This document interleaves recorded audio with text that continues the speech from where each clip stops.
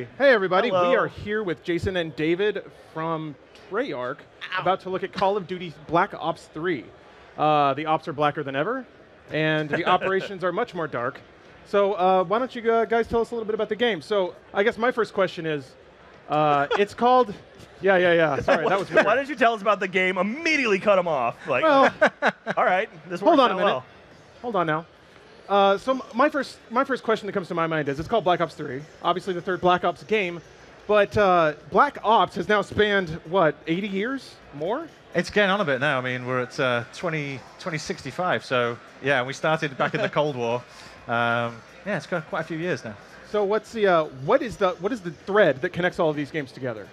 I mean, there's multiple ones. It's Gary Oldman, right? He's the thread. Gary Oldman's one of the threads. He's everything. We started off and it was about, from the campaign point of view, it was about essentially a man corrupting another man. That was the kind of beginning of that story. And then into 2, it was about man corrupting machine, taking over the kind of drones and so forth. And then in 3 now, it's kind of culminating into a combination of the 2 is probably the most cryptic way I could say it.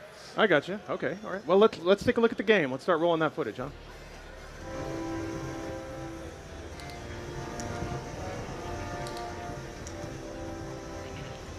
Okay, so why don't you set this up for us? What's going on in the Sure. So this is a look at the campaign safe house. So between each mission, essentially, you come to a singular place, and that's where you can kind of choose your weapons, choose your cyber cores, customize your character, see each other as well. So as people hot join into the game, their bunks will open up and they will walk out into the space. You can then look at their achievements and their other kind of trinkets. You can actually customize your actual bunk as well, and put things on the wall, change the kind of banner that's there. Calendar. And then you choose what kind of loadout you're going to have before you then go into the mission. Okay. And as you move through the campaign, you'll go to different safe houses, because unlike other ones where we do a lot of globe trotting, this one is told in a more kind of size, kind of 1 week, 1.5 week kind of time frame. So there's a continuation between each level, and there's actually points where in one level you'll see the bit of the next level that you might see, Are there any safe houses like on a nice beach somewhere you can just relax and like take your time before you move on? They all seem to be in hellholes. They all seem to be getting shelled, or fires seem to be happening in the distance. No margarita makers anywhere. There's like low rent is basically what we're going for. The interior design is impeccable, though. They really look after their Black Ops agents. Yeah. So in Black Ops 2, one of the banner features of the main campaign was the variable story. Yeah. Is that kind of how we're seeing that manifested in 3? No? It's a little bit different, and we're deliberately kind of obfuscating some of the details. But Sure. what we've done is, rather than kind of going into the kind of branching storyline, what we're doing is investing in like a multi-layered storyline. So because we kind of get a co-op, so co-op for the second time, right? But the first time in terms of fully envisaged co-op now for Black Ops 3. When you kind of go back in with your friends and you may kind of go and do a level multiple times, I would say there's going to be certain points where you go back and see something now and go, that makes sense, or I'm now seeing a certain dimension that maybe I didn't perceive or understand the first time. Okay. And that's where all our effort's gone into, this kind of multi-layered story, which hopefully I feel like people will have arguments over this story. I think people will strongly disagree and have strong opinions based on their own internal makeup, their own morality, and also what they have seen or possibly not seen in the story. And so rather than kind of having the branching ones where it's like, what did you see? I saw this, I saw that. It's the same story, but based on your perspective and based on what you bring to the narrative, what your interest is, you will experience and possibly draw different conclusions on what actually transpired. I see. So when it comes to the combat, you see some radial wheels pop up. You picking from like, what is it about?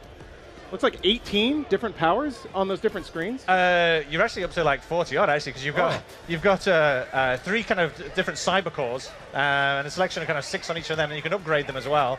And so that has different abilities, right? So you have like a martial core, which has kind of close combat. You have this rapid strike where you see it kind of jumping in, striking a guy, and then chaining into another guy.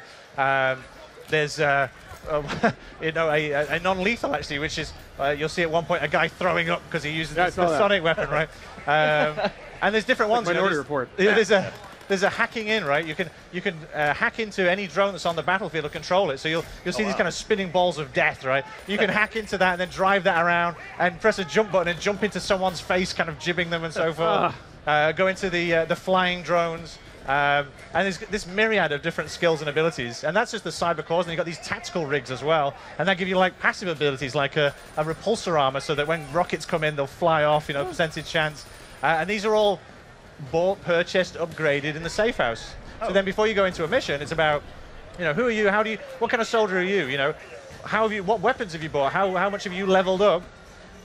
Your game style, what cyber cores you're going to take in, and that might then influence what kind of cyber cores I'm going to take in, and how we're going to kind of configure our group to take on that map. And we can see in the safe house as well the types of mission, the types of infantry, the types of AI we're going to be confronting, so we can make choices about our loadouts and how we're going to stylize ourselves. So are there any perks or anything that can make me a better player? Because I'm just terrible. Like, I'm the worst shooter ever. I am glad you said that, because yes, we do. Oh, great. So one of the perks of being a cyber soldier is you have this stuff called tactical mode or T mode, and you'll see it kind of switched on here. You see it on the floor. You see it's like red and yellow. And what that does is, because all the soldiers are linked, anything that you see or I see, you immediately get information on. Oh, okay. So one of the tactics is to kind of get someone to run deep into the battle space, get a high position, look over there, and then that information will start telling me about what guys are out there. And that red that you saw on the floor meant that multiple people have crossfire on that area. So you stand in the red, you can get shot by like 2 or 3 guys, right? Red means dead. Got it. So that means dead, right? But that's a calculated risk, right? So, but you have to have people out there to be able to evaluate the battlefield to be able to draw those conclusions. Okay, so like, if you're not as good at shooting per se, you can kind of be more of a support and help everyone else out. Or you could hang back and say, okay, I'm going to really kind of rely on distance-based cybercore abilities and give support, or I'm going to go into that drone and provide air cover while you guys kind of on the ground do this other stuff. You'll love that. You're always about support. Yeah, You're always the healer. Yeah, I'm always a medic or someone to watch. Yeah, I'm the one who tags everybody. That's all I do. You like to use the guns where if you pull the trigger, it just goes like straight in. Like a healing beam. Little flag comes out that says bang. Yeah, exactly. Like the one where you fire and it's like it tracks to somebody. I'm good at those. But when it's like actually pinpoint precision, no. So give me a sniper rifle. I'll shoot at the air. If you go into a safe house and don't change anything ever,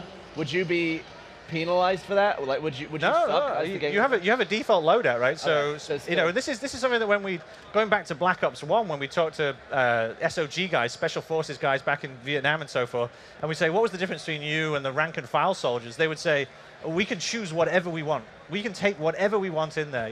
There was one story of him saying, well, a guy took a bow and arrow in. And we were like, really? If we put that in, people wouldn't believe us. But he's like, yeah, that's, you could choose those things and you could take them in there. So we put one in multiplayer. So we put one in, yeah. So, but it's really about customizing. And that's what is the rank and file take the standard set, but Black Ops guys, it's completely configure, wear whatever footwear you want, wear whatever clothing you wear, whatever weapon. Yeah. It's like, you're responsible now, go for it. Yeah. Now, is it like Under Siege, or a ketchup bottle full of gasoline and a lighter or anything like that? Like, that'd be pretty cool. That's how I would roll. Yeah. But yes, it's, and you can configure your weapons and attachments. I don't think we have ketchup bottle with gasoline. You should look into it. Black Ops 4, ketchup bottles of various liquids. I think Vaughn should take that one. All right, well, actually, unfortunately, I think we're out of time, but... Oh, wow. Yeah, thank you guys for stopping by. Really appreciate it.